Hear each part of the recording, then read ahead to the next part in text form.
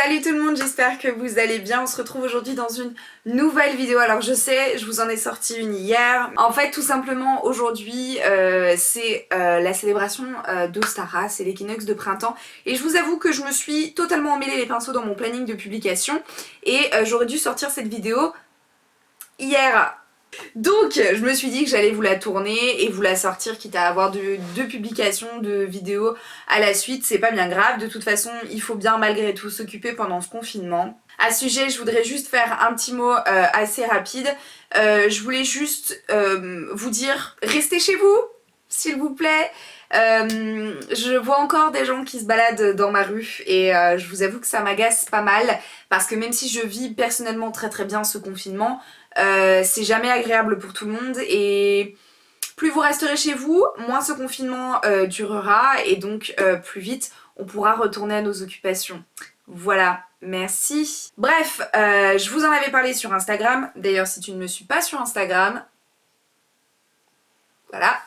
Je vais donc essayer de vous faire un maximum de contenu pendant cette période. Je vais essayer de faire ce que je peux évidemment puisque eh bien déjà les journées ne font que 24 heures et j'ai pas mal d'autres projets en cours. Je voudrais notamment reprendre l'écriture de mes romans puisque pour ceux qui me suivent depuis un moment vous savez que je suis écrivaine. J'ai d'ailleurs publié un livre aux éditions Edilibres, je vous avais fait une vidéo spéciale là-dessus, je vous la mettrai dans le petit i. Mais je suis en écriture de pas mal de romans en ce moment et j'aimerais bien les terminer. Voilà, ce serait pas mal. Donc c'est des projets que j'ai en cours, donc forcément couplé à YouTube j'aurai pas forcément le temps. Donc je vais faire ce que je peux mais je vous promets rien. Aujourd'hui vous l'avez deviné, on se retrouve aujourd'hui pour mes vidéos spéciales sur les sabbats. Je vous avais parlé de Samhain, Yule et Imbolc et aujourd'hui on se retrouve donc pour Ostara. Donc Ostara c'est une fête qu'on retrouve soit le 20 soit le 21 mars, ça dépend, et c'est donc ce qu'on appelle l'équinoxe de printemps. Donc on va commencer tout de suite. Vous le savez, sur ce genre de vidéos là je me base beaucoup sur des livres. Tous les liens des livres seront en barre d'infos, ils seront tous listés, je vais pas vous les présenter ici sinon ça va être très long, ça fait déjà 3 minutes que je parle. Donc le plus gros, le plus intéressant en tout cas pour vous c'est celui-ci. Le petit livre Ostara des éditions Danae, vous savez ils ont des livres pour chaque collection, enfin chaque sabbat. Ici c'est celui de Samhain, il y a donc Yule, vous avez donc ensuite celui d'Ostara, etc. C'est des livres sur lesquels je me base pour chacune de mes vidéos sur les sabbats, pour la simple et bonne raison qu'ils sont hyper complets. Vous avez à chaque fois toute l'histoire du sabbat, vous allez avoir les anciennes traditions, les anciennes pratiques, les nouvelles pratiques, vous allez avoir des recettes, vous allez avoir des rituels, vous allez avoir des incantations, de la divination si vous souhaitez, vous allez avoir toutes les correspondances aussi également. Donc si jamais vous voulez débuter en sorcellerie et commencer à travailler sur les sabbats, c'est des petits livres que je vous conseille énormément parce qu'ils sont hyper complets à chaque fois. Du coup c'est sur celui-ci que je vais me baser le plus, mais j'ai évidemment basé mon écriture de cette vidéo sur d'autres livres que je vous listerai en barre d'infos. On va donc commencer tout de suite. J'ai mes petites fiches et donc comme à chaque fois la vidéo elle est un petit peu répartie sur plusieurs catégories pour que ce soit plus facile de s'y repérer. Et je sais pas si vous avez vu mais j'ai mis un petit chemisier à fleurs aujourd'hui, c'est le printemps. Donc on va commencer à parler des origines donc d'Ostara. Première chose que je peux vous dire évidemment c'est donc que c'est l'équinoxe de printemps. Donc l'équinoxe c'est quand le jour et la nuit sont à égale durée. C'est une fête qui tombe donc en général au niveau de l'hémisphère nord le 20 mars mais ça dépend. Il y a des fois ça arrive le 21 et cette année c'est donc le 20. Et c'est donc ce qui marque le moment où le soleil est à son zénith, c'est-à-dire il se retrouve juste au-dessus de l'équateur. C'est donc officiellement le début du printemps dans l'hémisphère nord. Et alors je vais commencer à briser des idées reçues. Le terme Ostara, en fait il découle du nom d'une déesse qui s'appelle donc Eostre.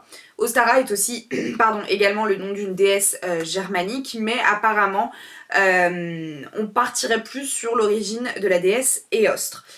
C'est pas parce qu'on a donné le nom Ostara à cette fête que c'est une fête où on célèbre en réalité Eostre. C'est-à-dire que c'est pas la fête de la déesse comme c'est par exemple le cas pour Mabon, etc. Donc Eostre ce serait une déesse un peu de l'univers anglo-saxon. On n'a pas vraiment d'écrit ni de traces sur elle. On pense que c'est une déesse du printemps, de la fertilité, de l'aube, mais voilà, on n'a pas plus d'infos en fait sur son sujet. Il y a un moine qui s'appelle Bede, c'est mieux, qui était donc un moine de la région de Northumbrie en Angleterre. C'est à l'époque où l'Angleterre était en région en fait, et vous aviez donc une région qui s'appelait Northumbrie, qui a donc mentionné pour la première fois Éostre, et c'était donc au 8e siècle.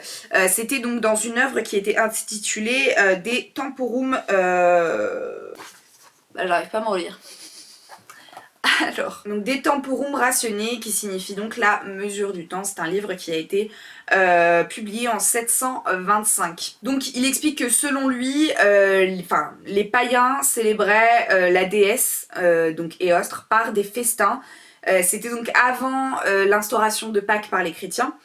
C'était à peu près sur le mois d'avril. Pour certains, Éostre est une déesse celtique, pour d'autres c'est une déesse germanique, qui est donc un autre nom de la déesse Ostara. Mais on n'est pas sûr qu'elle ait existé. C'est vrai qu'habituellement autour des déesses et des dieux, on a souvent beaucoup d'histoires, beaucoup de mythes, et c'est pas forcément le cas pour cette déesse-ci. On pense que le nom anglais Easter, donc pour Pâques, pourrait donc découler d'Éostre, mais on n'en est pas sûr. On retrouve une histoire au sujet de la déesse Éostre.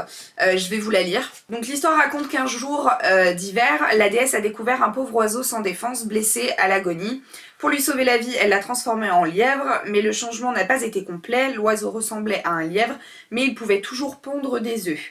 Le lièvre a décoré certains de ses œufs et les a offerts à Éostre pour la remercier de lui avoir sauvé la vie. Du coup, à l'origine, cette histoire, en fait, elle est basée sur un conte ukrainien qui explique les origines du pisanki. Ce sont donc les petits œufs décorés qu'on retrouve très souvent à la période de Pâques. C'est donc la seule trace écrite qu'on a de la déesse Éostre, et du coup, on n'a pas forcément de traces que les païens célébraient véritablement, en fait, la fête d'Ostara. Du coup, comme on n'a pas forcément de traces, il y a un très long débat pour savoir si c'est Ostara qui a piqué Pâques ou si c'est Pâques qui a piqué Ostara. Alors, vous avez beaucoup d'autres fêtes païennes qui sont associées à cette période de l'année.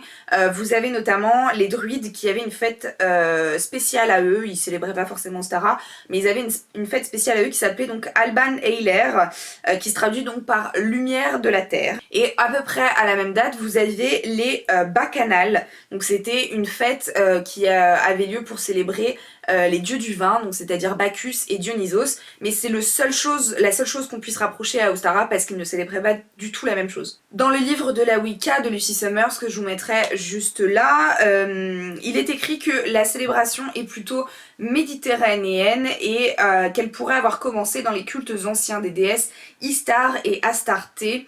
On y célèbre beaucoup de mariages et on a vraiment une forte période de fertilité.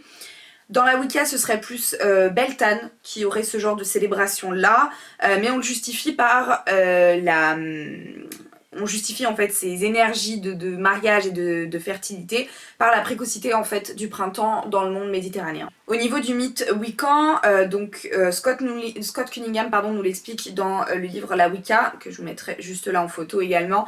Il explique que sortant de son sommeil, la déesse répand sa fertilité sur la terre, le dieu atteint sa maturité. Du coup, comme vous pouvez le constater, on n'a pas forcément de pratiques anciennes comme on peut véritablement en avoir pour Imbolc, Yule ou même Samhain, puisque on n'a pas vraiment de traces écrites de cette célébration-là, on n'est même pas sûr qu'elle était véritablement célébrée. Il y a tout un débat et certains pensent que c'est une célébration qui a été créée par Gardner lorsqu'il a créé la Wicca. Voilà, du coup c'est compliqué de se faire une ordre d'idée sur les célébrations qui étaient faites à l'époque. Tout ce qu'on sait c'est qu'il y avait beaucoup de festins qui étaient faits à l'occasion d'Éostre quoi. Après, ça reste malgré tout le renouveau du printemps, l'arrivée du coup des beaux jours et avec ça du coup l'agriculture. Donc on peut penser qu'il y avait quand même toute une célébration autour de ça, mais pas forcément autour de la déesse. Au niveau des pratiques actuelles par contre, il y en a plein, il y en a énormément et beaucoup même que vous faites probablement chez vous. Vous avez par exemple le nettoyage de printemps. C'est vrai que c'est quelque chose qu'on a tendance à faire, vraiment donner un coup de neuf chez soi, donner un coup de ménage, ranger, jeter ce qui est ancien, etc. Faire place en fait au nouveau. D'ailleurs si ces petites pratiques peuvent vous donner bah écoutez, des astuces pour vous occuper pendant ce confinement. Allez-y, prenez. Donc avec cette idée de renouveau qui est véhiculée par Eostre, par Ostara, la fête d'Ostara, il y a beaucoup de païens qui voient cette période comme en fait une période de nouvelle résolution, un peu comme le nouvel an. C'est donc une période de renouement aussi également. On renoue avec des personnes avec qui on ne parlait plus, etc. Des périodes où vous pouvez jardiner évidemment puisqu'on a à nouveau le beau temps. Vous pouvez donc vous balader dans la nature, bon là c'est un peu compliqué mais voilà. Recommencer à faire de l'activité physique, ça peut être du sport, du vélo, c'est du sport mais on s'entend. Ça peut être du yoga, ça peut être du pilates, ça peut être plein de choses comme ça. Et vous avez une coutume qui m'a fait beaucoup rire quand j'ai fait mes recherches et que j'ai lu ça. Je vais vous lire, je vais vous expliquer ce que c'est. Je me rapproche, excusez-moi, j'ai fait tomber un truc. Je vais vous expliquer ce que c'est. Et on va voir si on a la même image qui arrive dans nos têtes. Donc, il y a une petite coutume qui s'appelle donc les cascarones. Ça viendrait probablement de Chine, d'Italie ou du Mexique, on n'est pas sûr. Et c'est donc des petits œufs qui sont vides et dans lequel on met quelque chose. Est-ce que vous voyez le truc arriver?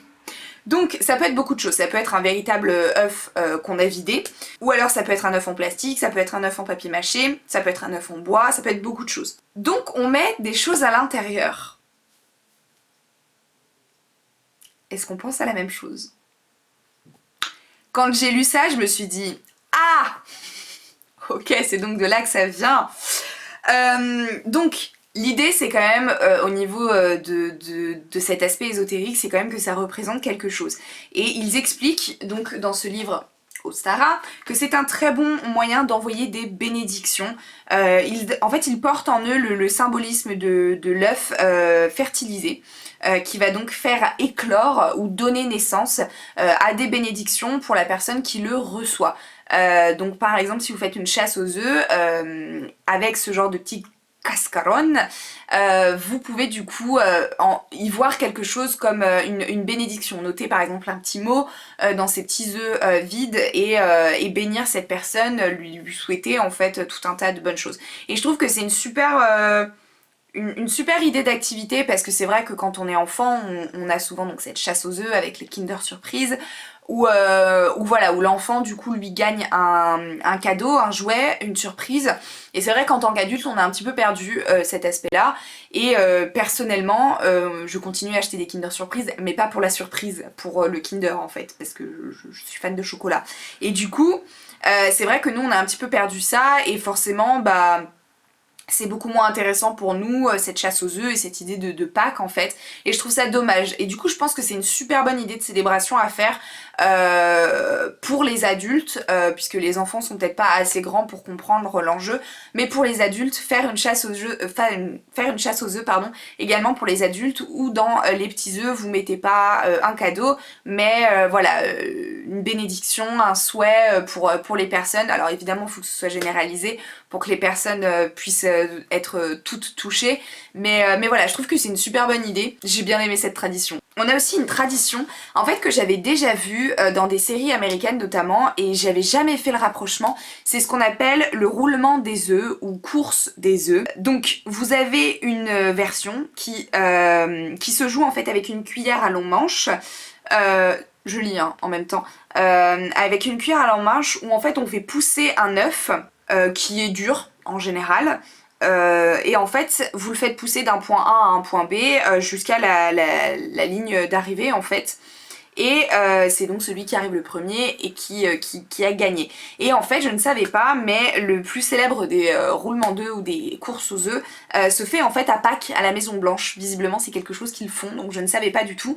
Et vous avez dans tout un tas de régions du monde des versions différentes. Par exemple en Allemagne ils le font sur une piste de bâtonnets.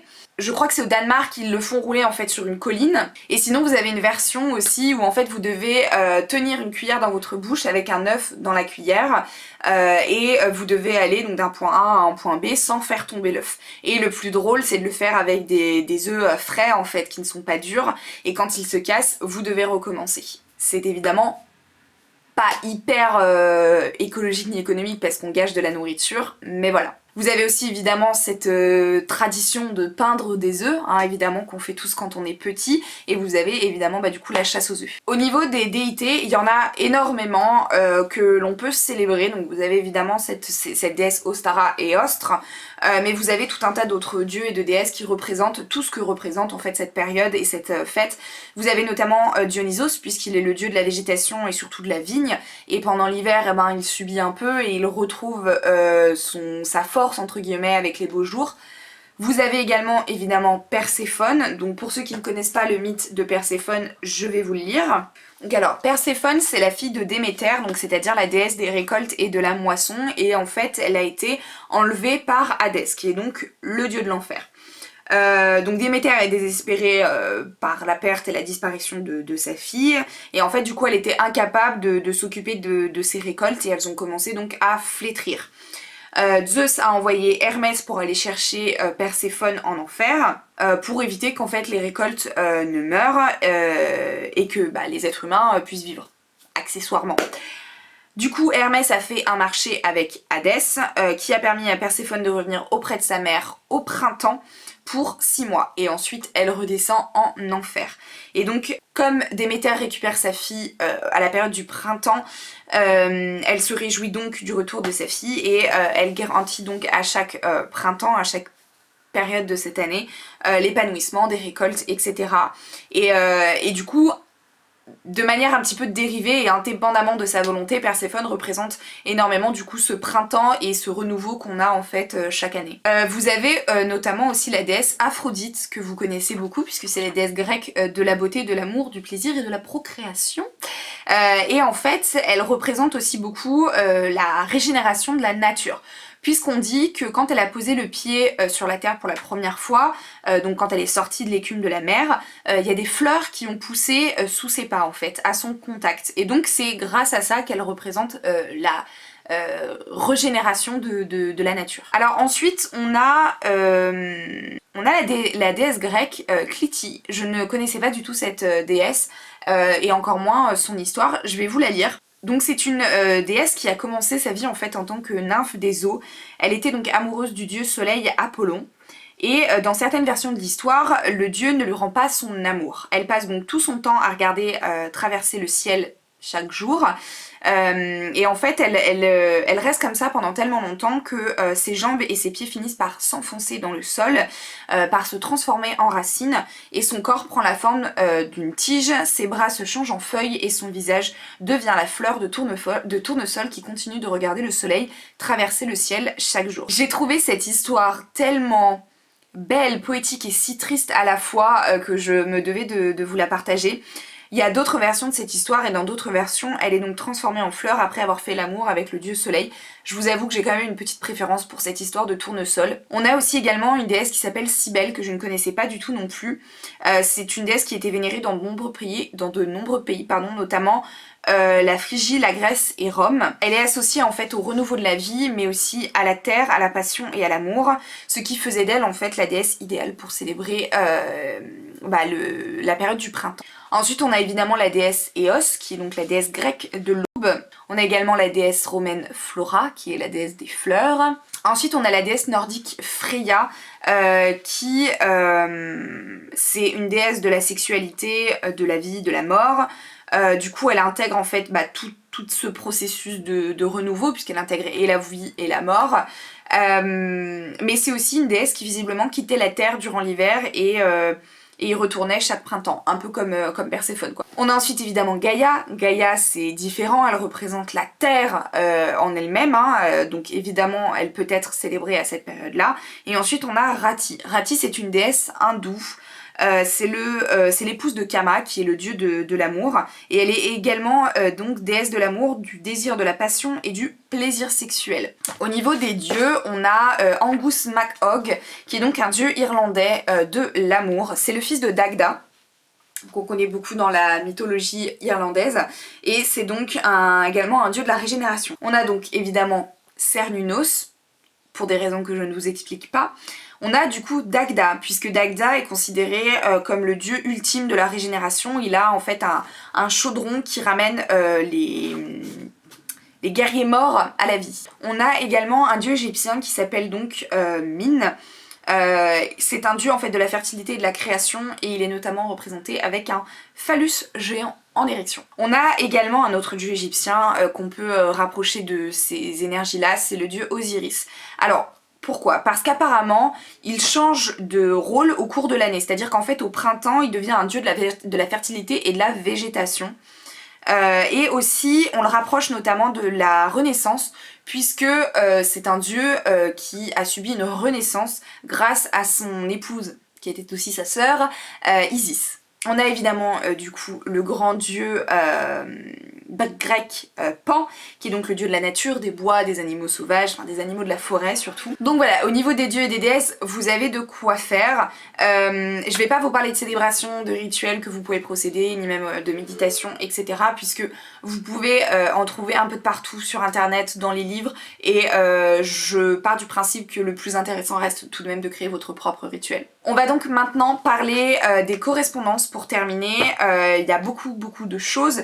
Je me suis donc aidée de 3 livres que je vais vous présenter puisqu'ils sont que 3. Donc j'ai continué avec le livre d'Ostara, mais aussi également le guide de la magie blanche d'Éric Pierre Sperandio que je vous présente à chaque fois, et évidemment le grand livre des correspondances qui est ma bible en fait. Donc au niveau des grands livres des correspondances, on va commencer par là parce que c'est là où il y a beaucoup de choses à dire.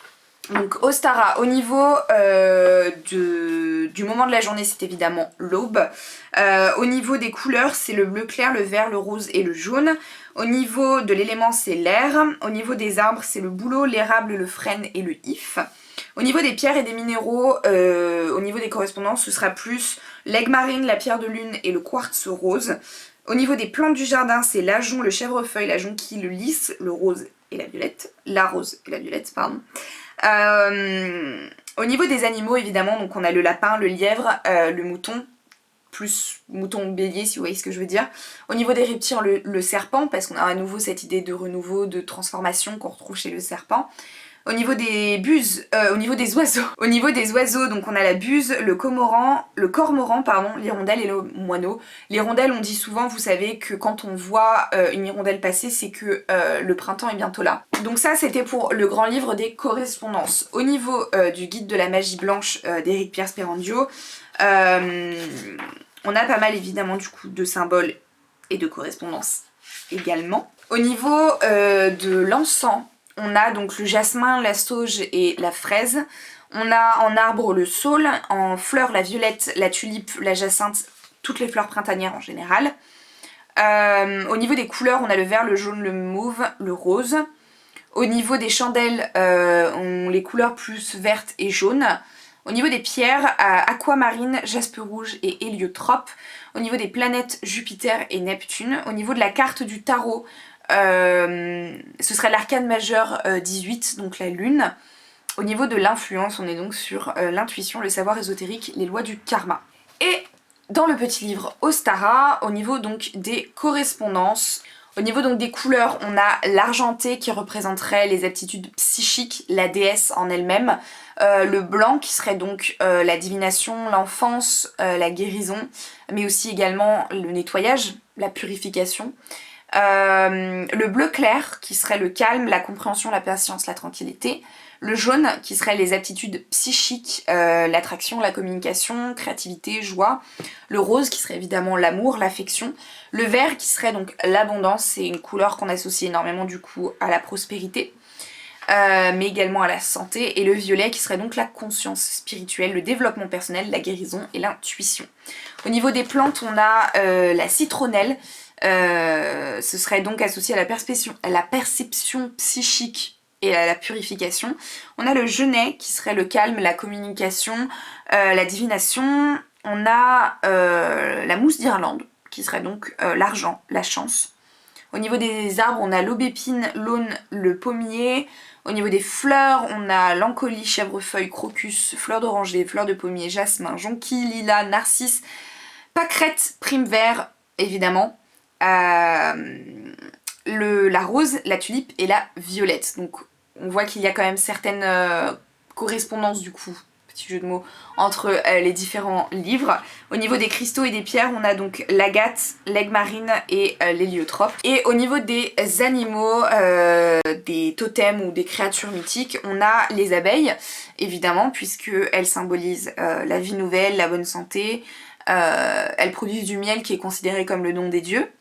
On a le bélier, évidemment. On a le cheval, parce qu'il symbolise la puissance féminine, la liberté. On a le hérisson, parce qu'il symbolise l'autopréservation. Voilà. On a le lapin, par symbole de fertilité, évidemment. Le papillon, puisque c'est un symbole de renaissance. Puisque on considère, entre guillemets, qu'ils meurent dans leur cocon et qu'ils renaissent ensuite après. On a du coup dans l'idée de la renaissance le phénix, évidemment. On a ensuite le puka. Alors le puka, qu'est-ce que c'est? C'est une créature d'Irlande que l'on dit être mi-homme, mi-lapin. Donc il symbolise la fertilité. C'est un serviteur qui aidait à apporter le pouvoir de l'équinoxe du printemps à la terre, au bois et aux champs. On a le poussin, puisqu'il symbolise la nouvelle génération et la fertilité, évidemment. On a le rouge-gorge, qui serait le premier signe du printemps. Et on a le sanglier, j'arrive plus à parler, et on a donc le sanglier qui est évidemment la puissance masculine. Au niveau des arcanes du tarot, on a l'impératrice, le mât, le magicien, la papesse, donc qui est la grande prêtresse, la force, la justice et l'étoile. Au niveau des symboles et des outils, évidemment, on a les petits paniers pour récupérer les œufs, qui du coup symboliseraient le rassemblement et l'encouragement à la croissance et à l'abondance. Les œufs, du coup, qui seraient la création et la fertilité. Le lièvre, donc qui serait le symbole de la fête et de la déesse des ostres. Les graines, qui symboliseraient la fertilité, les nouveaux objectifs. Écoutez, cette vidéo sur Ostara est terminée. J'espère qu'elle vous a plu, qu'elle vous a peut-être appris certaines choses et qu'elle vous a permis peut-être de vous aider dans votre célébration d'Ostara, j'espère en tout cas. Moi j'ai appris pas mal de choses à nouveau et je suis toujours hyper contente de faire ces vidéos aussi parce que ça me permet en fait d'apprendre tout un tas de choses, donc bah écoutez, je suis grave contente et ça m'a donné une idée quand j'ai fait du coup des recherches sur les déités à célébrer pour la période, la célébration d'Ostara, et que j'ai découvert ces déités que je ne connaissais pas avec ces histoires très touchantes, très belles. J'ai eu envie, alors dites-moi si c'est une bonne idée, j'ai eu envie en fait de vous faire des vidéos spécialisées sur les mythologies, les dieux et les déesses, donc toute mythologie confondue, ça va être très très long, mais du coup vous aurez une vidéo spéciale pour chaque déité. Par exemple une vidéo où je vous parle d'Aphrodite, une vidéo où je vous parle du coup de Cybèle, etc. Voilà, c'est des petites vidéos que j'aimerais mettre en place parce que je trouve ça hyper intéressant. Il y a énormément de déités en réalité qu'on ne connaît pas. Et c'est fort dommage. Donc voilà, n'hésitez pas à me dire si ça vous intéresse, en tout cas n'hésitez pas à me le dire dans les commentaires en likant cette vidéo comme vous souhaitez. Vous pouvez aussi également me joindre sur Instagram évidemment. Écoutez, voilà, j'espère en tout cas que c'est un contenu qui vous a plu. Nous on se retrouve du coup bientôt dans une nouvelle vidéo, je sais pas trop quand, on verra bien. Sur ce, du coup, je vous fais plein de bisous. Surtout prenez soin de vous, faites très attention à votre santé, surtout avec les temps qui courent. Et voilà, allez, ciao!